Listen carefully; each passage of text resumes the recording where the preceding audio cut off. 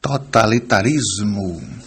Totalitarismo, o regime totalitário, é um sistema ou modelo político caracterizado pelo extremo autoritarismo, onde não existem partidos de oposição, nem liberdades individuais, nem imprensa livre. Como toda ditadura, o totalitarismo exerce elevado grau de vigilância sobre a vida dos cidadãos, sendo a mais elevada forma de autoritarismo. No totalitarismo, o ditador utiliza-se do culto à sua personalidade e intensa propaganda através dos meios de comunicação de massa oficiais, os quais são os únicos permitidos. Os regimes totalitários caracterizam-se também pelo intenso controle da economia, nacionalismo exacerbado, terrorismo, eliminação de opositores, etc. Entre outras características comuns de regimes totalitários estão recurso a campos de concentração, polícia secreta, perseguição religiosa, fraudes eleitorais ou inexistência de eleições. Em alguns casos, assassínios em massa e genocídios. O Estado totalitário é aquele que não reconhece limites à sua autoridade, qualquer que seja a esfera da vida pública ou privada, e impõe essa autoridade por todos os meios ao seu dispor. O primeiro destes estados totalitários foi aquele da União Soviética, ou seja, um regime socialista ou comunista. No socialismo soviético, destacou-se a figura de Stalin. Embora Stalin não tenha sido o único dos ditadores a governar a União Soviética, acabou passando para a história como o maior de todos eles. O fascismo copiou boa parte do modelo totalitarista soviético e o reinterpretou, criando assim um regime que, dentro de um arcabouço socialista, permitiu práticas consideradas de direita. Embora isto não tenha sido novidade, já que Lenin, um dos deuses do socialismo, o havia feito durante o período da NEP, Nova Política Econômica. De uma maneira geral, o modelo fascista foi sendo copiado ao longo do tempo por outros países. O regime socialista nós já estudamos em Revolução Russa. Hoje vamos nos deter nos totalitarismos fascista e nazista. Sobre o fascismo, qual a origem desse nome? Bom, a palavra fascismo deriva da palavra latina facio, que significa feixe de varas, o qual era o símbolo da autoridade da União do Senado da Roma Antiga. Como surge o fascismo? Por que ocorreu na Itália? Bom, a Itália, após a Primeira Guerra Mundial, estava numa situação econômica dificílima, desemprego, miséria, desesperança. E, além disso, havia a expansão do socialismo. Havia o temor de que ocorresse na Itália o que ocorreu na Rússia, ou seja, a tomada do poder e a instalação de uma ditadura comunista, socialista. E havia um camarada chamado Benito Mussolini, que era socialista, redator de um jornal socialista chamado Avanti. Só que Mussolini acabou sendo expulso porque ele defendeu a Itália na Primeira Guerra Mundial e até lutou pela Itália. Então, para os que não sabem, no socialismo não existe pátria. Dentro da doutrina socialista só existe classe, ou seja, a classe trabalhadora. Para os fascistas, esse era um dos erros dos socialistas, ou seja, dividir a sociedade através da luta de classes, no caso, operários contra os patrões. O resultado foi o que aconteceu, a destruição do país através da Guerra Civil. Além disso, a ideia de união internacional dos trabalhadores só existia em um mundo encantado, servindo apenas para enganar a classe trabalhadora e usá-la como massa de manobra e bucha de canhão. No mundo real, segundo os fascistas, Um simples operário que saísse da Itália e fosse tentar a vida nos Estados Unidos, por exemplo, levaria muito tempo sofrendo até que conseguisse a naturalização e um emprego de operário. Mussolini vai se aproveitar dessa conjuntura de temor do comunismo e de miséria, desemprego, para elaborar e implantar as suas ideias, as suas teorias. Então, Mussolini vai fundar o Partido Fascista. No discurso, Mussolini procurou agradar tanto a direita quanto a esquerda, afirmando ser antiliberal e anticomunista. Para os simpatizantes da esquerda, Mussolini defendia a forte presença do Estado em todos os setores da sociedade, seja economia, política, educação, etc. Uma de suas expressões mais famosas é: tudo dentro do Estado, nada contra o Estado e nada fora do Estado. Para os que eram de direita, Mussolini afirmava ser anticomunista, assumindo a defesa da propriedade privada e da liberdade religiosa, algo que acalmava a população cristã do país, que até hoje é a sede do cristianismo mundial. Então, Mussolini pregava a união. Temos que nos unir para reerguer a Itália. Então, temos que restaurar a glória da Itália do passado. Então, ele estimulava os sentimentos nacionalistas. Essa é uma das características do fascismo, é ser extremamente nacionalista, pregar a união, e ele defendia até aqueles ideais, e alguns de restaurar a glória do antigo Império Romano. Mas o discurso de Mussolini foi agradando, já que havia o temor. Mas Mussolini não ficou só no discurso, ele passou para a ação. Ele criou milícias chamadas de camisas negras, e era a turma da porrada, da violência, e que fazia passeatas, marchas. Não eram só marchas, não era nada pacífico, era turma de quebra-quebra, e geralmente era contra os comunistas, contra todos aqueles que criticavam o seu partido, criticavam as suas ideias.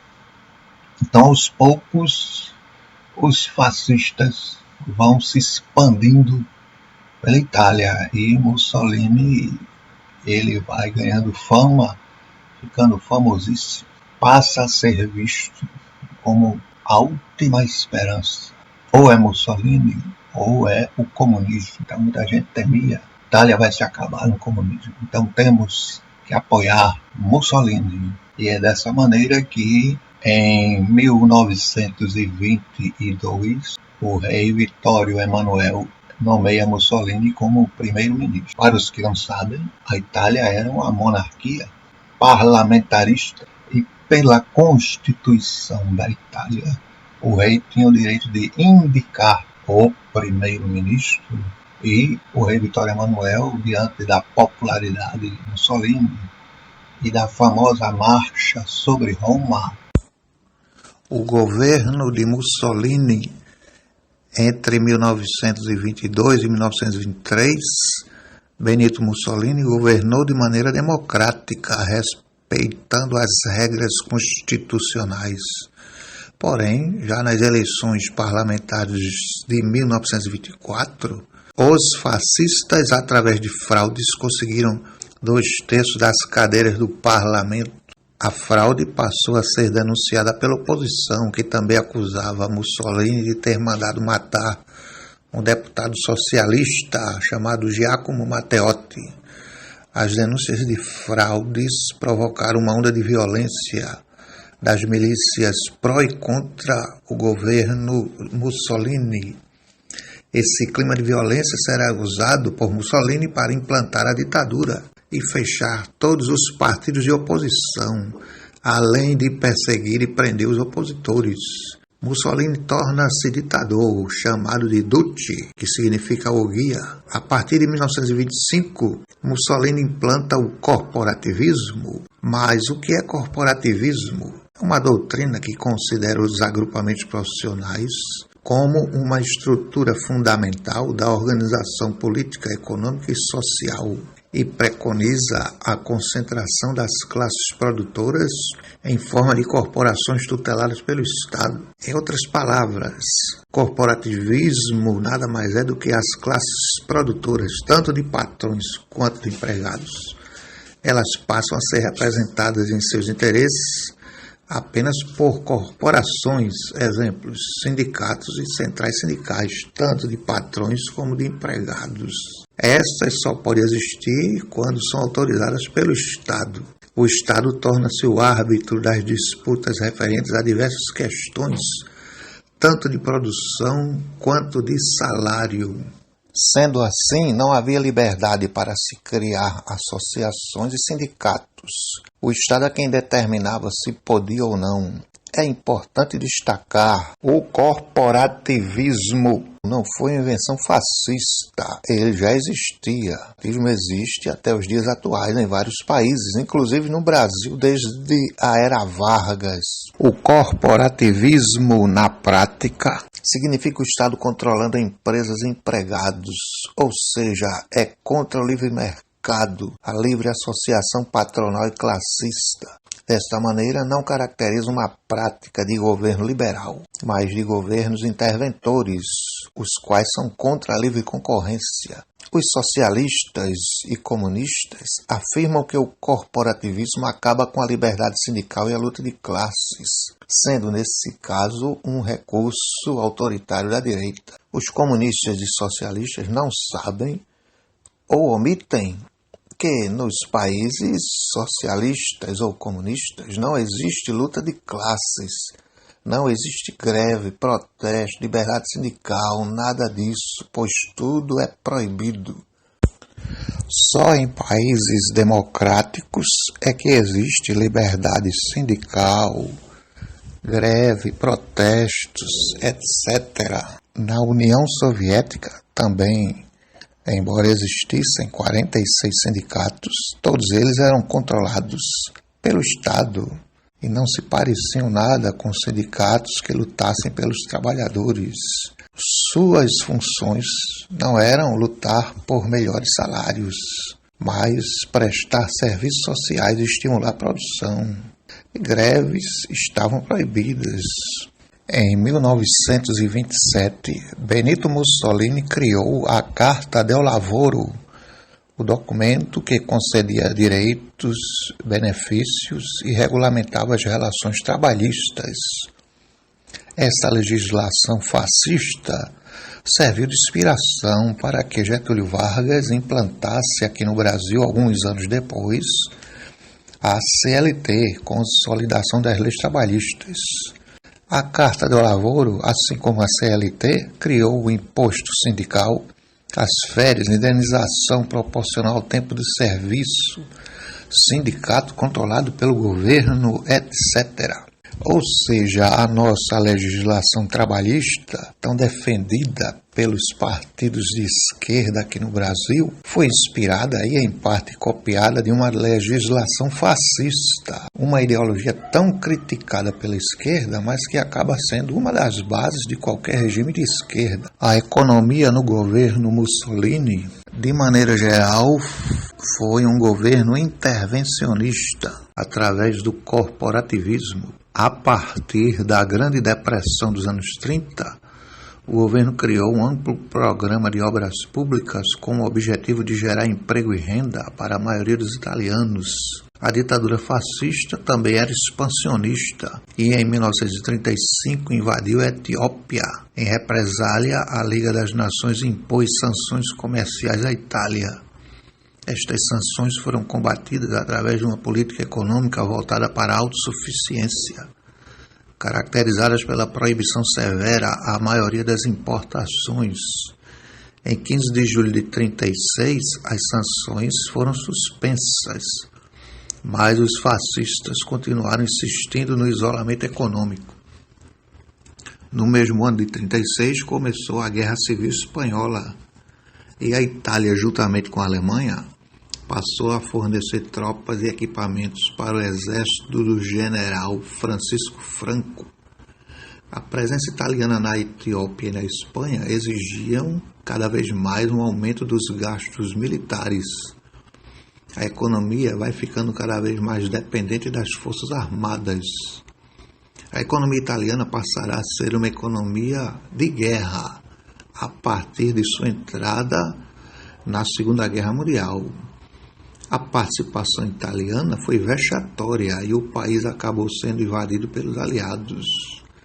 A economia entrou em colapso e o país passou para o lado dos aliados. Mussolini foi preso e deposto pelo rei. O fascismo é de direita ou de esquerda? A resposta a esta pergunta está na compreensão do que caracteriza um regime de direita ou de esquerda. Em um regime de direita, há pouca presença do Estado na economia e na vida do povo, ao contrário de um regime de esquerda. Em um regime de direita, existe predomínio livre mercado, não há corporativismo, nem oligopólios, nem monopólios. O Estado existe para servir ao cidadão e não o contrário, como ocorre em regimes de esquerda. Muitos afirmam que a existência de empresas privadas caracteriza um regime de direita. Ora, há muito tempo que os regimes de esquerda permitem a posse privada dos meios de produção, sendo a China o maior exemplo.